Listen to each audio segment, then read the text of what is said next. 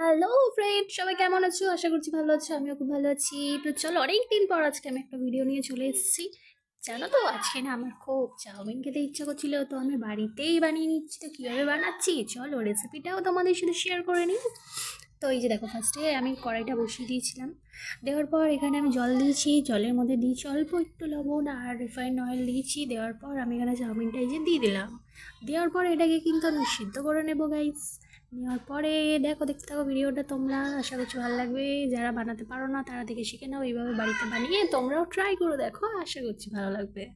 তো এই যে সিদ্ধ করে আমি নামিয়ে নিলাম। নেওয়ার পরে এখানে আমি দিয়ে দেবো ঠান্ডা জল। আর এই ঠান্ডা জলটা কেন দিচ্ছি বলো তো, যাতে এগুলো একটার গায়ে একটা জড়িয়ে না যায়, আঠালো ভাবটা না হয়, সেই জন্য। তো এই যে এবার আমি দিয়ে দেবো সবজিগুলো। এখানে সবজির মধ্যে আমি ইউজ করব গাজর, বিনস আর ক্যাপসিকাম, কারণ যেহেতু এটা একটা ভেজ চাউমিন হচ্ছে।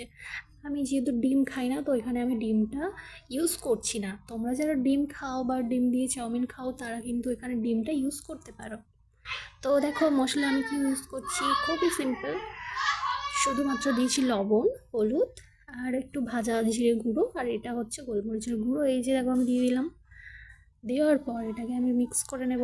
এই যে করে নিয়েছি। নেওয়ার পরে এটা সবজিগুলো হালকা সিদ্ধ হয়ে যাবে, ভাজা ভাজা হয়ে যাবে। তারপরে আমি চাউমিনগুলো দিয়ে দেবো। আর এই যে চাউমিনগুলো দেখছো একদম পুরো একটা একটা গোটা গোটা আছে, জড়িয়ে জড়িয়ে কিন্তু যায়নি।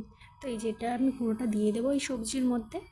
এই যে আমি দিয়ে নিচ্ছি। দেওয়ার পরে মিশিয়ে নিয়ে লাস্ট মোমেন্টে একদম দেবো লেবুর রস।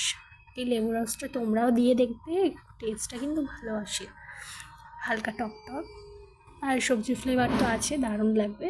এই যে আমি কমপ্লিট হয়ে গেছে, এবং এটা আমি ছড়িয়ে দিচ্ছি কাঁচা পেঁয়াজ লঙ্কা। তোমরা যারা কাঁচা পেঁয়াজ লঙ্কা পছন্দ করো না, আগেই দিয়ে দিও। Thank you guys, bye by.